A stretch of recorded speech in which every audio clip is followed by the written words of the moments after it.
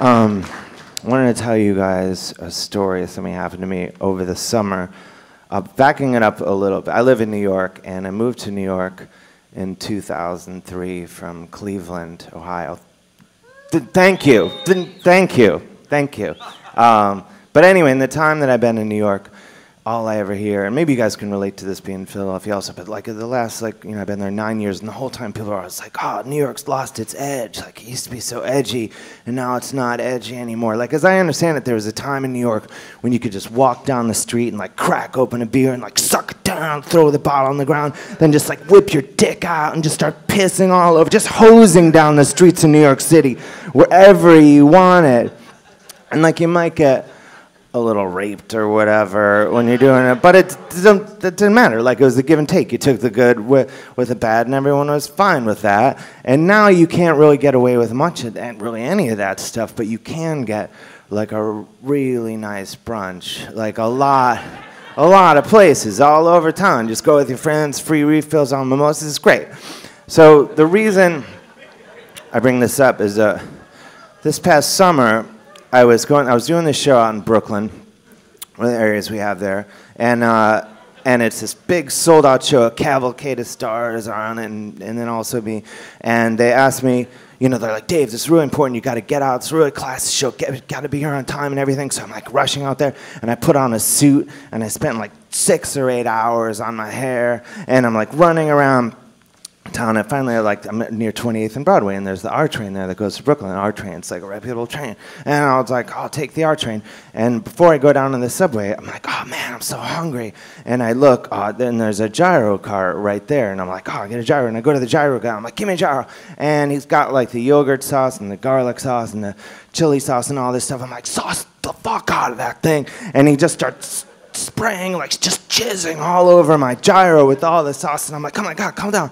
And then he gives me the gyro, and I go down into the subway, and the train comes right away. I get on the train, I unwrap the gyro, and I'm eating it, and the sauces are like dripping down my hands and my wrists and like going all over the floor. It's like making this huge mess and everything, and it's like rush hour, so the train's totally crowded, and like, so I'm figuring like I'm probably stinking up the whole car with my gyro, and people are probably looking at me like, that guy looks incredible, but it's not very cool, like what he's doing with that gyro. So I think the best thing I can do for everyone on the subway and for the people of New York City in general is just get off the train at the next stop and like finish the gyro, get back on. So I get off the next stop, 23rd Street, lightning quick decision, and I get off and I walk all the way down to the end of the platform, because at this point in the story, like, I don't even want to bother anyone on the platform with my gyro. So I go all the way down, and if anyone who's been in New York on the subway knows, like, they have the end of the platform, a lot of times they have these like black metal storage bins. Do you know what I'm talking? Anyone?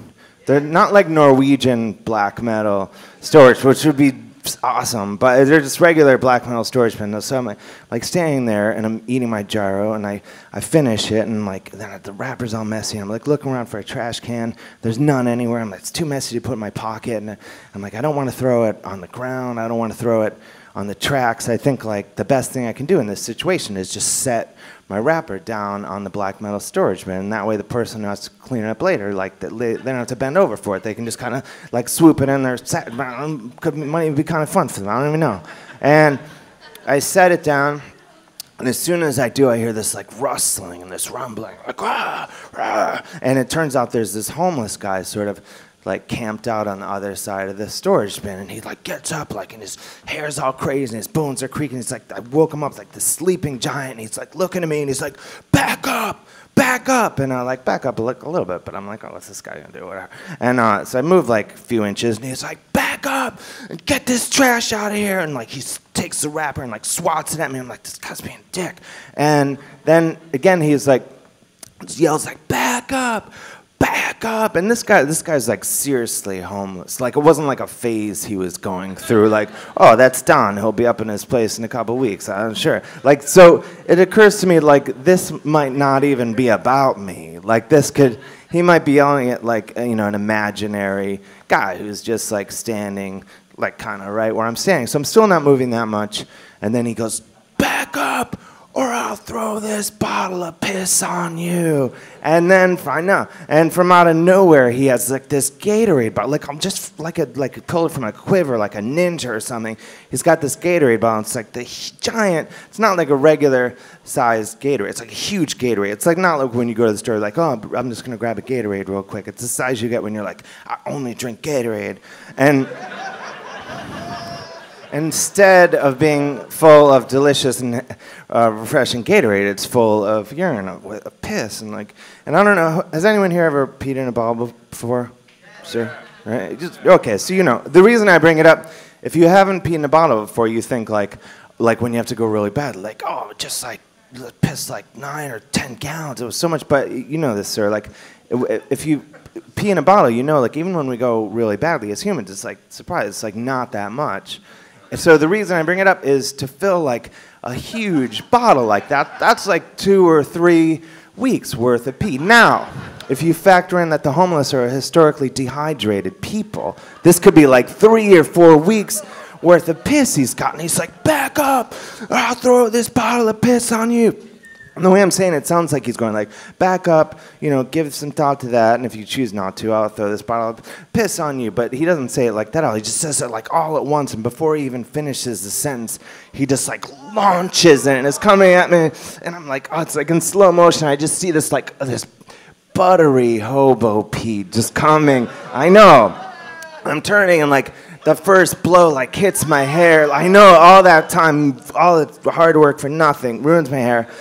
Goes like all down my back, like all soaks on my ass, like through my suit. So he had effectively wet my pants with his piss. And like, you know, at this point in the story, like I'm getting a bit irritated, right?